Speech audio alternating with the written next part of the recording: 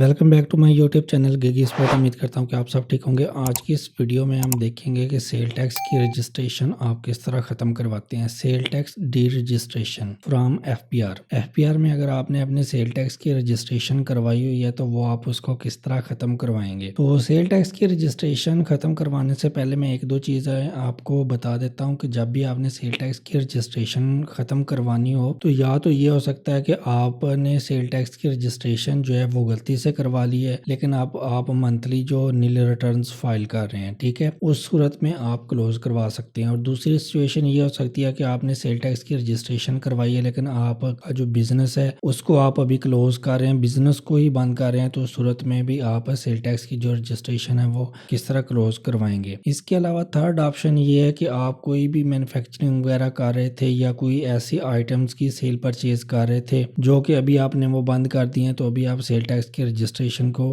खत्म करवाना चाह रहे हैं। या फिर फोर्थ ऑप्शन ये भी हो सकता है कि जो आप काम कर रहे थे सेल टैक्स का, जिन गुड्स का सेल परचेज का काम कर रहे थे, जो सेल टैक्स का काम कर रहे थे आप, वो जो आइटम्स हैं वो पहले जो टैक्स था उनके ऊपर लगता था, सेल टैक्स लगता था, लेकिन वो अब कोई भी ऐसी सिचुएशन है या एफपीआर की तरफ से या गवर्नमेंट की तरफ से कोई भी ऐसा नोटिफिकेशन आया है कि वो सारी की सारी जो गुड्स हैं वो एग्जेम्प्ट हो गई हैं, टैक्स फ्री हो गई हैं, तो इस सूरत में भी आप अपनी सेल टैक्स की रजिस्ट्रेशन को खत्म करवाना चाहते हैं तब भी आप करवा सकते हैं। कोई भी सिचुएशन हो सकती है, आप सेल टैक्स को खत्म करवाने के लिए आप अप्लाई कर सकते हैं। डिफरेंट सिनेरियोज की बेस पे आप खत्म करवा सकते हैं, इसमें कोई इशू नहीं है कि एक दफा आपने सेल टैक्स की रजिस्ट्रेशन करवा लिया तो आप उसको खत्म नहीं करवा सकते। आप उसको खत्म करवा सकते हैं जब मर्जी करवा सकते हैं, ठीक है। तो सेल टैक्स की रजिस्ट्रेशन जो है वो जब आप खत्म करवाते हैं तो उस वक्त जब आप अप्लाई करते हैं, एप्लीकेशन फाइल करते हैं, तो उसके बाद उसके जो एविडेंस है वो आपके बिजनेस पे डिपेंड करते हैं कि आप किस किस्म का बिजनेस कर रहे थे, तो उसके हिसाब से जो है कमिश्नर आपसे वो डॉक्यूमेंट्स वगैरह या एविडेंस वगैरह रिक्वायर कर सकता है। तो आज की इस वीडियो में मैं आपको एक एप्लीकेशन बनाना सिखाऊंगा कि आपने जब भी सेल टैक्स को डी रजिस्टर करवाना है, जब भी आपने सेल टैक्स की रजिस्ट्रेशन खत्म करवानी है एफपीआर से, तो आप किस तरह करवाएंगे। आज की इस वीडियो में हम एक छोटे से केस को डिस्कस करेंगे। हमारे पास एक सिनेरियो है, उसी की बेस पे हम ये सेल टैक्स की रजिस्ट्रेशन की एप्लीकेशन बनाना सीखेंगे। बाकी इसमें जो चेंजेस होंगी वो आपके बिजनेस के हिसाब से हो सकती है। आपका बिजनेस जो भी होगा, जो जिस नेचर का आप बिजनेस कर रहे हैं उस हिसाब से आप इसमें अपने बिजनेस के रिगार्डिंग चीजें लिखेंगे, ठीक है। बाकी जो मेन एप्लीकेशन होगी वो सेम इसी तरह रहेगी। इसमें दो तीन लाइनें जो होंगी वो आप, जहाँ पे मैं इस बिजनेस जिस सिनेरियो का भी मैं लेके चल रहा हूँ इस बिजनेस के बारे में लिखूंगा, इसकी जगह पे आप अपने बिजनेस के बारे में लिख देंगे। बाकी एप्लीकेशन का फॉर्मेट सेम वही होगा, ऑनलाइन अप्लाई करने का तरीकेकार भी ठीक वही सेम यही होगा जो मैं आपको आज की वीडियो में बताऊंगा। तो अभी हम चलते हैं और एप्लीकेशन जो है वो बनानी शुरू करते हैं। यहाँ पे मैंने ओपन किया हुआ है, यहाँ पे मैंने सबसे पहले लिखा हुआ है, मैंने आपको ऑलरेडी पहले भी जो है एप्लीकेशंस बनानी सिखाई हैं। एफपीआर की टैक्स नोटिस के रिप्लाई कैसे बनते हैं, कोई भी आपने एप्लीकेशन जब भी बनानी हो एफपीआर की तो वो आप किस तरह बनते हैं। उसमें सबसे पहले आपने लेफ्ट साइड पे कमिश्नर का नेम वगैरह, उसका यूनिट वगैरह और एड्रेस वगैरह लिखना होता है। ये आपने इन्फॉर्मेशन सारी कहाँ से लेनी है, ये कोई भी टैक्स नोटिस जो आपको आए होते हैं उसमें ये सारी चीज़ें मेंशन होती हैं। जब आपके पास किसी किस्म का भी टैक्स नोटिस आता है तो उसका जो लास्ट पेज होता है उसके ऊपर कमिश्नर के बारे में सारी इन्फॉर्मेशन दी होती है। कमिश्नर के नेम और उसका एड्रेस वगैरह, उसका यूनिट, उसका रेंज, उसका जोन, ये एक्स्ट्रा सारी चीज़ें उसकी मेंशन होती हैं। तो राइट साइड पे हम डेट लिखते हैं, उसके बाद सब्जेक्ट लिखते हैं। सब्जेक्ट में मैंने लिखा हुआ application for the registration of sale tax registration. उसके बाद टैक्स पेयर के बिजनेस का नेम आ जाएगा, उसके बाद एनटीएन आ जाएगा। यहाँ पे मैंने फर्जी नेम लिखा हुआ है, फर्जी एनटीएन लिखा हुआ, डेट भी फर्जी है, तो यहाँ पे आप अपनी एक्चुअल चीज़ें लिखेंगे। सब्जेक्ट में आप सेम यही लिखेंगे, application for the registration of sale tax registration. उसके बाद अपने अपने बिजनेस का नेम लिखेंगे और अपना जो एनटीएन होगा वो लिखेंगे। डेट आप वही मेंशन करेंगे जिस डेट को आप अप्लाई करना चाह रहे हैं। और जो कमिश्नर होगा यहाँ पे आप अपना कमिश्नर, जो रेलिवेंट कमिश्नर होगा वो आप इसको लिखेंगे। अगर आपको कोई टैक्स नोटिस वगैरह आया हुआ है तो वो उसका आप वहाँ से देख सकते हैं कि आपका रेलिवेंट कमिश्नर कौन है। अगर आप वहाँ से नहीं देख सकते तो फिर जब आप एफपीआर में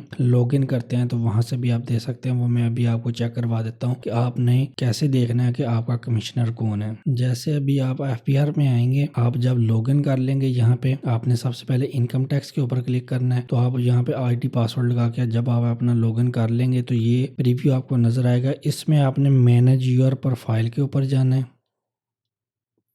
जब आप मैनेज योर प्रोफाइल के ऊपर जाएंगे तो यहाँ पे ये राइट साइड पे जहाँ पे ये मेरा कर्सर है यहाँ पे लिखा हुआ है unit officer Bilal Zahid assistant deputy commissioner. ये आप यहाँ पे देख सकते हैं कमिश्नर का नेम आपकी जो प्रोफाइल होगी यहाँ पे नजर आ रहा होगा, आपका रेलिवेंट कमिश्नर जो भी होगा। ये मैं थोड़ा सा इसको जूम करके भी आपको दिखा देता हूँ।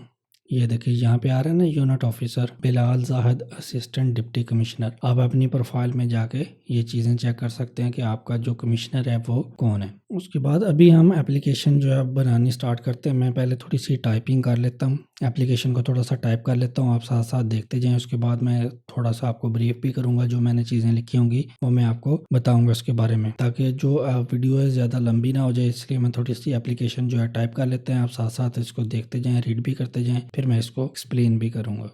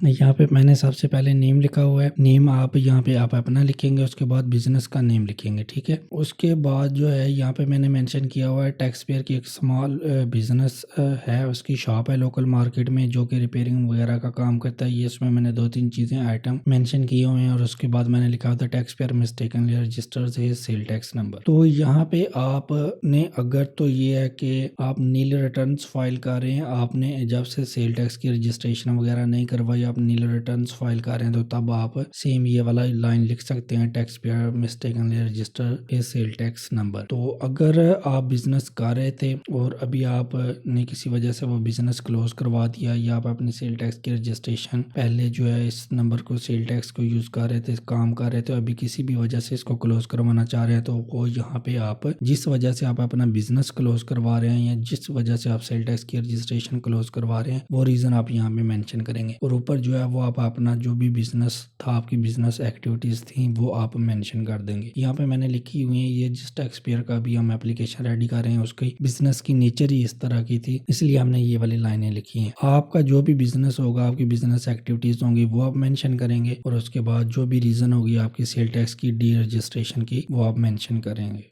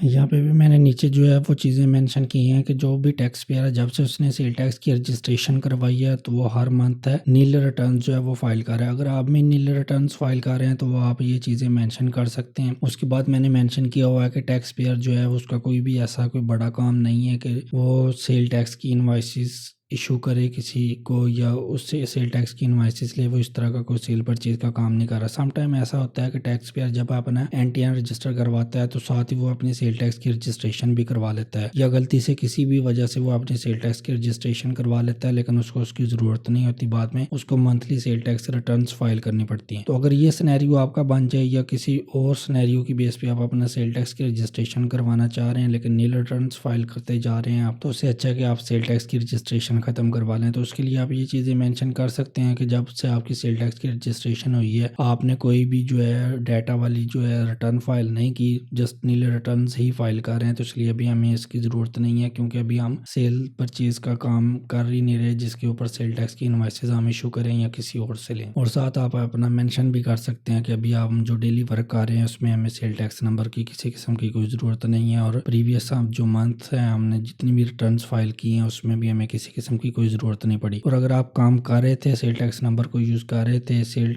इनवॉइसेस ले भी रहे थे और दे भी दे रहे थे किसी को, लेकिन अभी आप किसी वजह से वो बिजनेस क्लोज कर रहे हैं तो वो ये रीज़न आप मेंशन कर देंगे किस वजह से आप ये बिजनेस को क्लोज कर रहे हैं, वो आप यहाँ पे 1-2 लाइनें लिख देंगे। ठीक है।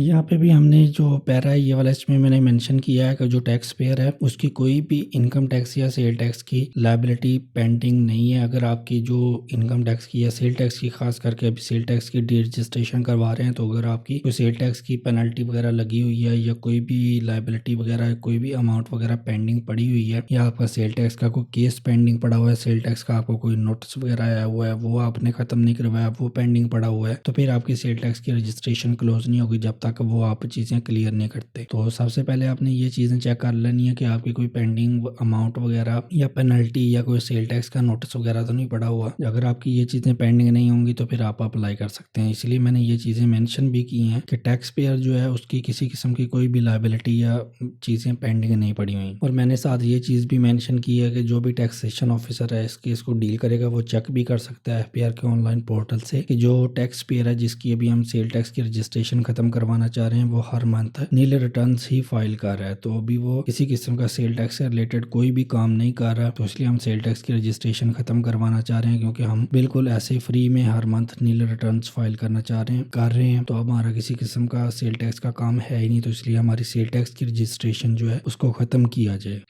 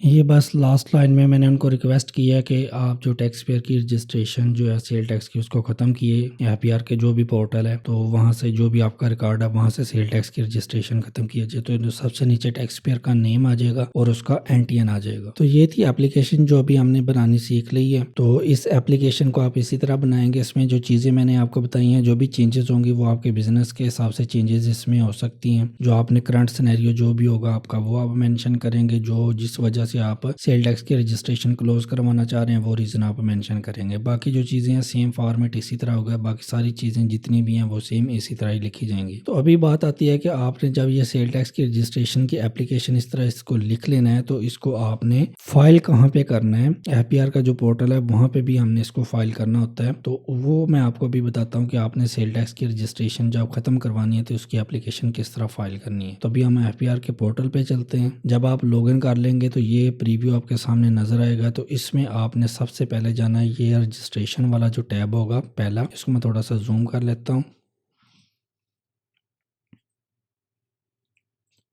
ये जो रजिस्ट्रेशन वाला टैब होगा इसके ऊपर आपने क्लिक करना है। ये रजिस्ट्रेशन में आप जाएंगे के बाद आपने एप्लीकेशन,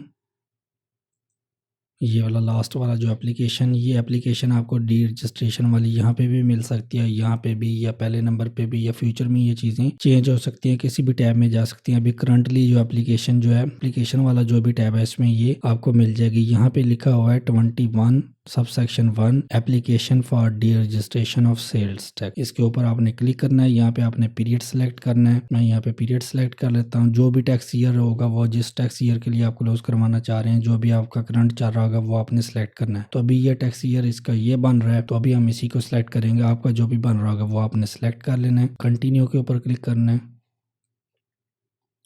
ये एप्लीकेशन यहाँ पे ओपन हो जाएगी। ठीक है, तो एप्लीकेशन जो है अभी मैं उसको यहाँ पे आपने जस्ट वहां से कॉपी पेस्ट करनी है। मैं एप्लीकेशन यहाँ पे कॉपी पेस्ट करता हूँ। यहाँ पे अभी आपने सेल टैक्स की रजिस्ट्रेशन की जो अभी आपने एप्लीकेशन मैंने आपको रेडी करनी सिखाई है वो आप यहाँ पे पेस्ट करेंगे सेम एज इट एज। एक दफा सेव कर लेंगे ताकि डाटा जो हमारा लॉस्ट ना हो जाए। उसके बाद आगे अटैचमेंट वाला जो ऑप्शन है इसमें भी आप एविडेंस वगैरह लगा सकते हैं। Evidence with 21 application for registration of sales tax. किसी भी किस्म के एविडेंस वगैरह आप अगर लगाना चाहें, जो भी रीजन है आपकी वो लगाना चाहें, कोई और आपके बैंक अकाउंट्स वगैरह जो आपने बिजनेस अगर क्लोज करवाया उसका अकाउंट वगैरह क्लोज करवा दिया वो आपने चीजें लगाना चाहते हैं तो वो भी आप लगा सकते हैं। नील रिटर्न लगाना चाहते हैं तो वो भी लगा सकते हैं। जो जो आपके पास एविडेंस अवेलेबल होंगे वो आप इसके साथ अटैच करेंगे। तो अभी मैं इसके साथ फिलहाल तो कोई चीजें अटैच नहीं कर रहा, जस्ट हम इसको सबमिट करेंगे और इसका जो भी रिप्लाई वगैरह होगा जब भी इसका हमें टैक्सेशन ऑफिसर की तरफ से कोई भी रिप्लाई वगैरह आता है, अगर वो उसको किसी किस्म की चीजें रिक्वायर्ड होंगी तो हम उनको उस वक्त प्रोवाइड करेंगे। अगर आप इसी वक्त अप्लाई करना चाहते हैं साथ ही इसी वक्त अटैच करना चाहते हैं तो आप अटैच कर सकते हैं। बेहतर है कि आपके पास जो भी एविडेंस होंगे वो आप फौरन इसी के साथ अटैच करते हैं। अभी जो करंट टैक्स पेयर है इसके पास नहीं है तो अभी मैं इसके ऊपर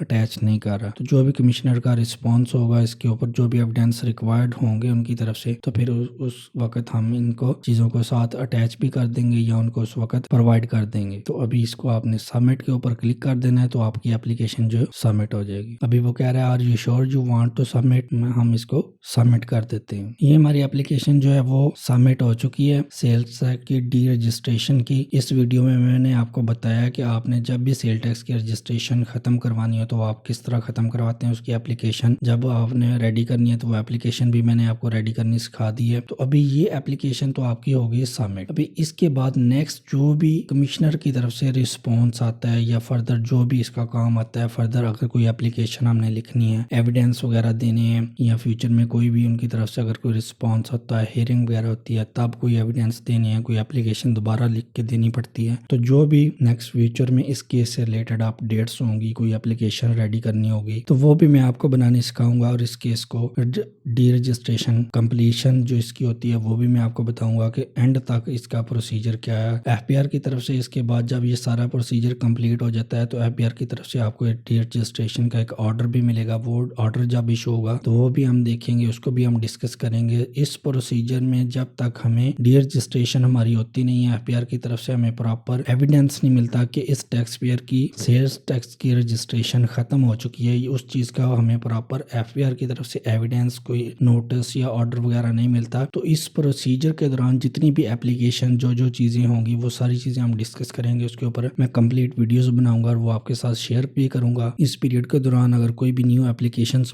बना के सबमिट करनी पड़ती हैं अगर तो वो भी मैं आपके साथ शेयर करूंगा। वो एप्लीकेशंस भी बनाना सिखाऊंगा मैं आपको। और जब इसका फाइनल ऑर्डर आ जाएगा रजिस्ट्रेशन कैंसिल होने का, रजिस्ट्रेशन एफपीआर से खत्म होने का एफपीआर की तरफ से, तो वो ऑर्डर भी मैं आपके साथ शेयर करूंगा। वो ऑर्डर हम लाइन बाय लाइन डिस्कस भी करेंगे कि उसके अंदर क्या क्या चीजें लिखी हुई हैं। तो आज की वीडियो में इतना ही था। मिलते हैं एक न्यू वीडियो में न्यू टॉपिक के साथ। आपने इस वीडियो को लाजमी लाइक भी करना है, शेयर भी करना है, चैनल को लाजमी सब्सक्राइब करना है। तो मिलते हैं एक न्यू वीडियो में, तब तक के लिए अल्लाह हाफिज।